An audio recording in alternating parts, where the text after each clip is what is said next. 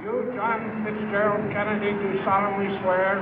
I, John Fitzgerald Kennedy, do solemnly swear. That you will faithfully execute the office of President of the United States. That I will faithfully execute the office of President of the United States. And will, to the best of your ability. And will, to the best of my ability. Preserve, protect, and defend the Constitution of the United States. Preserve, protect, and defend the Constitution of the United States. So help you God. So help me God.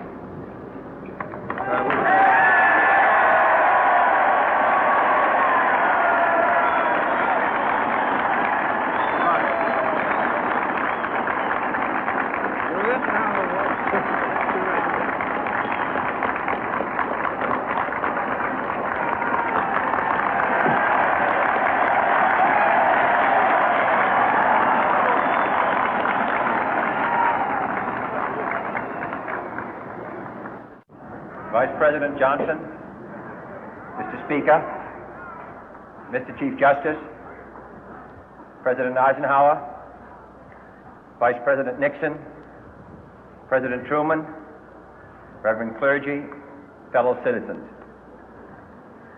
We observe today not a victory of party, but a celebration of freedom, symbolizing an end as well as a beginning, signifying renewal as well as change.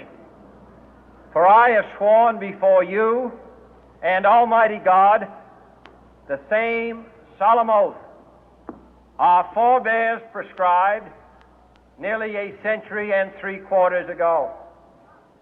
The world is very different now, for man holds in his mortal hands the power to abolish all forms of human poverty and all forms of human life. And yet the same revolutionary beliefs for which our forebears fought are still at issue around the globe.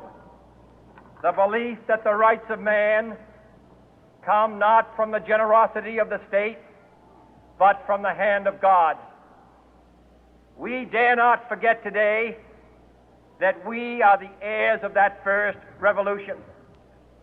Let the word go forth from this time and place to friend and foe alike that the torch has been passed to a new generation of Americans born in this century, tempered by war, disciplined by a hard and bitter peace, proud of our ancient heritage, and unwilling to witness or permit the slow undoing of those human rights to which this nation has always been committed and to which we are committed today at home and around the world.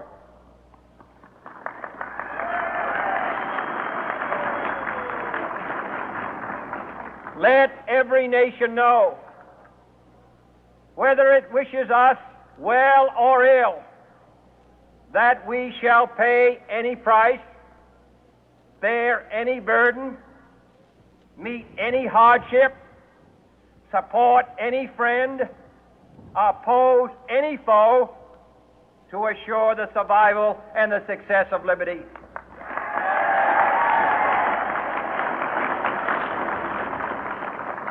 This much we pledge and more. To those old allies whose cultural and spiritual origins we share, we pledge the loyalty of faithful friends. United, there is little we cannot do in a host of cooperative ventures. Divided, there is little we can do, for we dare not meet a powerful challenge at odds and split asunder. To those new states whom we welcome to the ranks of the free, we pledge our word that one form of colonial control shall not have passed away, merely to be replaced by a far more iron tyranny. We shall not always expect to find them supporting our view, but we shall always hope to find them strongly supporting their own freedom, and to remember that in the past, those who foolishly sought power by riding the back of the tiger ended up inside.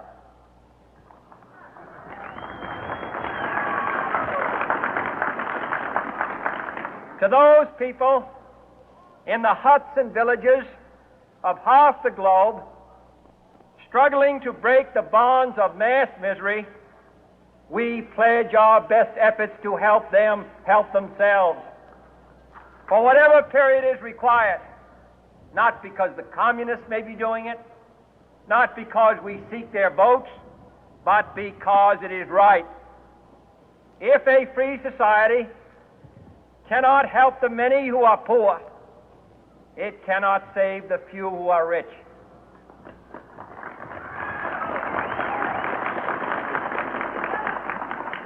To our sister republics south of our border, we offer a special pledge to convert our good words into good deeds, in a new alliance for progress, to assist free men and free governments in casting off the chains of poverty.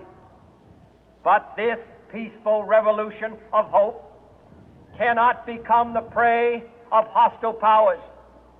Let all our neighbors know that we shall join with them to oppose aggression or subversion anywhere in the Americas. And let every other power know that this hemisphere intends to remain the master of its own house.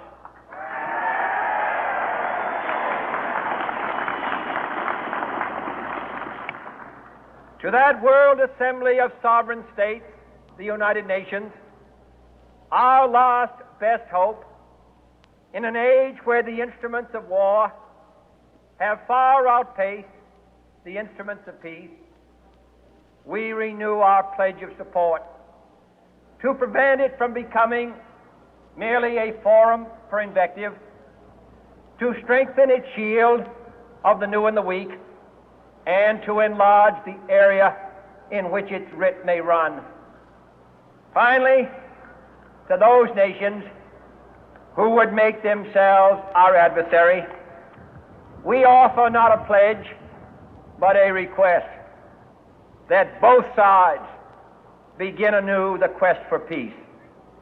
Before the dark powers of destruction, unleashed by science, engulf all humanity in planned or accidental self-destruction, we dare not tempt them with weakness, for only when our arms are sufficient beyond doubt can we be certain beyond doubt that they will never be employed.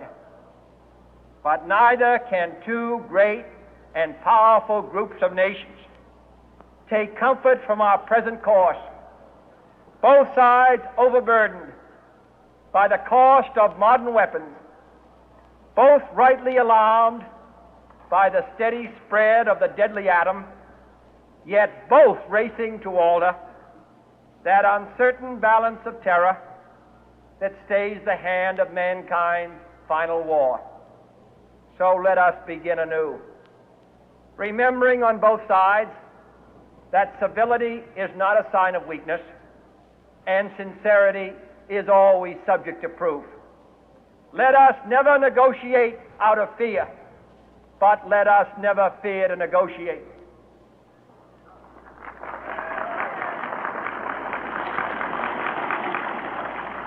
Let both sides explore what problems unite us, instead of belaboring those problems which divide us.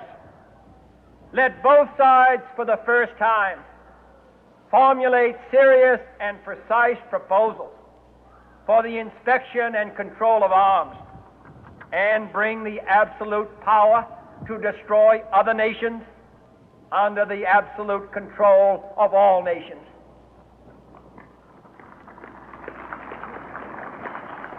Let both sides seek to invoke the wonders of science instead of its terrors.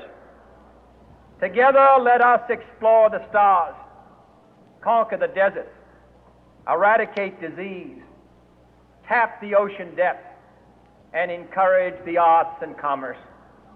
Let both sides unite to heed in all corners of the earth the command of Isaiah to undo the heavy burden and let the oppressed go free.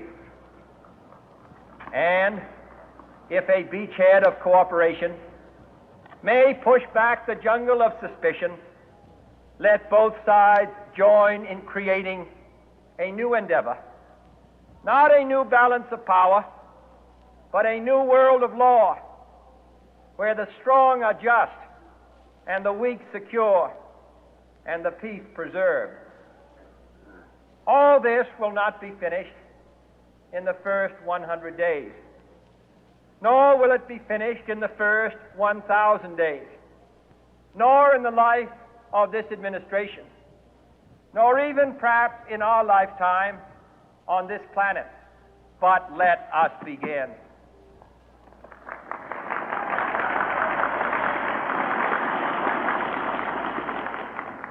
In your hands, my fellow citizens, more than mine, will rest the final success or failure of our course.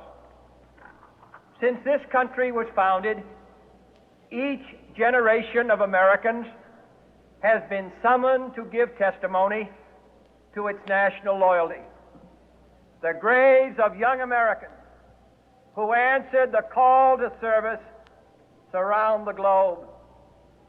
Now the trumpet summons us again, not as a call to bear arms, though arms we need, not as a call to battle, though in battle we are, but a call to bear the burden of a long twilight struggle, year in and year out, rejoicing in hope, patient in tribulation, a struggle against the common enemies of man, tyranny, poverty, disease, and war itself.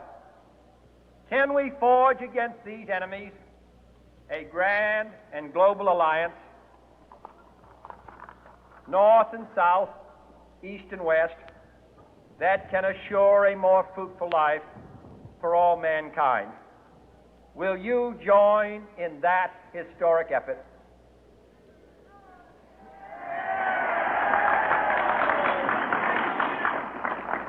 In the long history of the world, only a few generations have been granted the role of defending freedom in its hour of maximum danger. I do not shrink from this responsibility. I welcome it.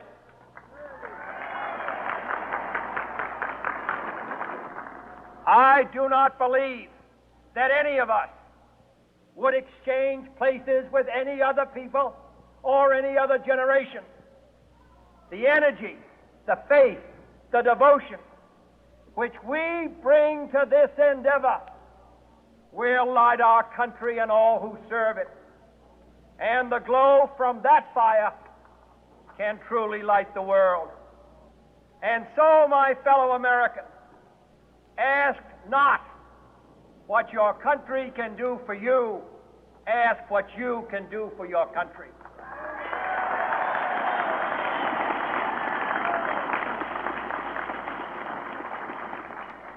My fellow citizens of the world, ask not what America will do for you, but what together we can do for the freedom of man.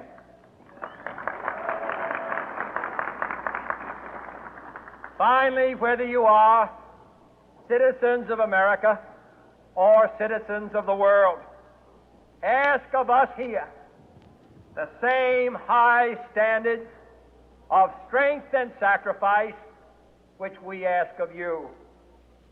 With a good conscience, our only sure reward, with history the final judge of our deeds, let us go forth to lead the land we love, asking His blessing and His help, but knowing that here on earth, God's work must truly be our own.